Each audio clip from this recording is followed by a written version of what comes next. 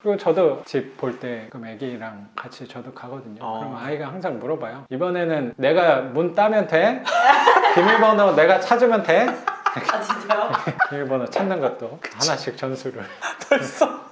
이게 정말 조기교육. 저 닮았으면 그렇게 공부에는 발전은 안 할 것 같거든요. 차라리 20살 때 이거 한 채씩 하는 게 훨씬 낫지 않나? 선생님도 아이를 키우고 있으니까 이 교육에 대해서 생각을 당연히 많이 하잖아요. 네. 저도 아내랑 그런 얘기를 많이 하는데 결국에 아이 교육을 학원 보내고 사교육 시키고 공부시키고 하는 거를 왜 시키나를 한번 생각을 해보면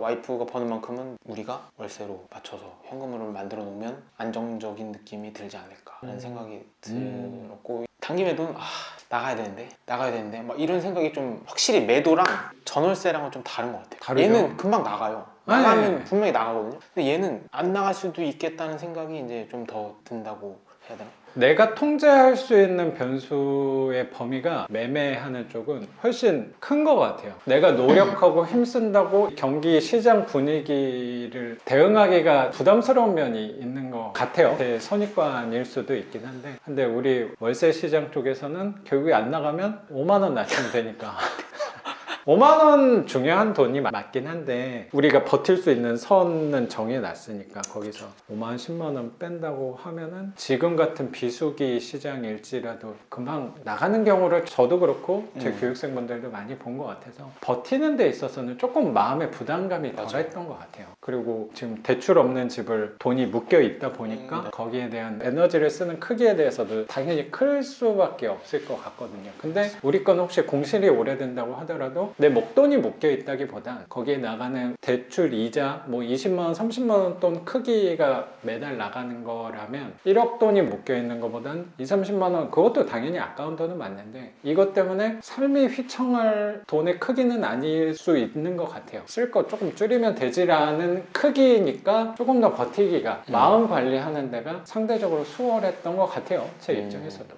그래서 선생님도 그게 좀 부담스럽다고 생각하고 아내도 이제 휴직한다고 얘기했는데 평생 휴직할 것 같은 생각이 잠깐 할 줄 알았는데 계속 휴직할 것 같은 느낌이 들어서 내가 쉬는 것도 옆에서 보니까 같이 하는 거라고 생각이 드는데 뭐 쉬는 것 같지는 않네요. 그래서 남이 정해준 일자리에 들어간다기보다 내가 만든 일자리, 내가 만든 파이프라인 소득으로 그 월급을 대체할 수 있으면 그게 또 나와는 잘 맞을 수 있겠구나 생각한 거라고 생각이 좀 드네요. 네, 맞습니다. 임장 다니는 게 너무 재밌었어요.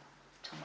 저도 꼼꼼하게 본다고 보는데 제가 못 보는 것들을 잘 봐요. 임장하면서 선생님이 보는 포인트가 좀 있을 것 같고 뭐 그렇죠. 아내분께서 보는 포인트가 좀 있는 것 같아서 집을 위주로 보면 그 주변을 한번 돌아보자 보면은 뭐 마트가 있고 그쵸. 뭐 이렇게 나가면 거주하는 양이 얼마나 가깝고 이런 거를 또 보고 지도에서 확인할 수 없는 걸어봐야지 엄청, 알 수 있는 소품을 엄청 잘 하면은 저는 그냥 그 집 느낌을 좀 많이 보는 거예요. 그리고 입찰가를 선정을 해야 되는데 네. 촉이 엄청 좋아요. 그러니까 모의 입찰에 하면은 2등이랑 얼마 안 되는 차이로 모의 입찰이지만 네. 계속 낙찰이 되는 거예요. 와이프가 말한 그 가격으로 오신 건지 그분이 되게 약간 네. 저도 싸게 좀 해줘. 이게 잘 맞았어요. 남편이 하고 싶은 방향이랑 제가 또 재미있어 하는 방향이 잘 맞아서 임장 다니는 것도 이제 아이도 그땐 저도 일을 했으니까 아이도 같이 가고 주말에 항상 같이 주말에 다녔죠, 항상 이제. 같이 가야 되는데 막 유모차 끌고 돌아다니고 엄마 오늘 몇 번째 집 보러 가는 거야? 이런 것도 설명을 해줬어요 아이한테. 그리고 느꼈던 게 이제 법원에서 입찰장에 가보면 아이들을 데려오시는 분들도 계세요. 맞아요. 이게 조기교육처럼 맞아요. 자연스럽게 나도 데리고 가요. 그런 거를 나중에 이제 해보고 싶다고 생각을 했기 때문에 이게 일이 아니라 재밌었으면 좋겠는 거예요. 저는 온 가족이 그렇게 하니까 재밌더라고요. 그 뭔가 동네 그렇죠. 마트도 그리고 뭔가 가보고 또 임대가 맞춰지거나 뭐 매매가 되면은 딸내미한테 이제 선물도 사주고 이거 팔리면 사줄 거야. 이러면 빨리 팔렸으면 좋겠어. 동기부여까지. 네. 네. 이게 나가야 원하는 선물을 우리가 살 수 있는 거야. 그러면 이제 같이 가요. 그리고 또 저희가 많이 해본 게 또 이제 그 동네의 큰 마트 한번 저희끼리 가보는 거. 같은 대형 마트라도 이 동네의 마트가 좀 느낌 다를 수도 있으니까 임장 갔다 오는 김에 마트 여기서 장 보고 가보자 이렇게 해가지고 동네를 좀 많이 돌아다녔던 것 같아요. 임장이 목적이라기보다 아이한테 이 마트에는 어떤 상품들이 있는지 보여주는 척하면서 임장도 하고. 그렇죠. 그리고 저도 집 볼 때 그럼 애기랑 같이 저도 가거든요. 그럼 아이가 항상 물어봐요. 이번에는 내가 문 따면 돼? 비밀번호 내가 찾으면 돼? 아 진짜요? 비밀번호 찾는 것도 하나씩 전수를.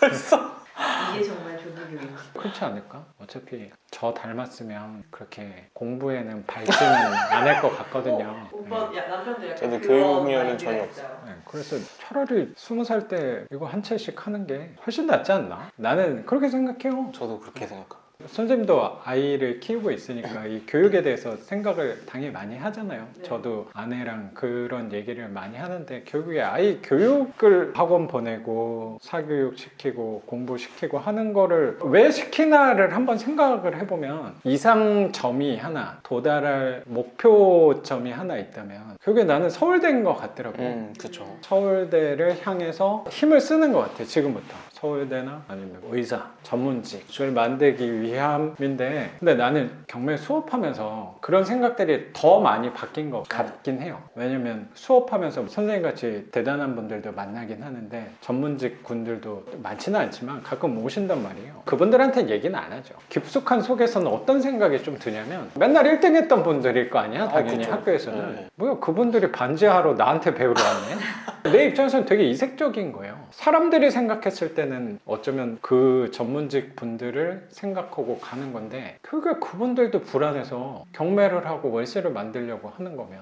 달콤하지 않다는 말도 나는 되는 것 같더라고요. 물론 우리 아이가 서울대를 간다고 하면은 반대는 안 하겠지만 네.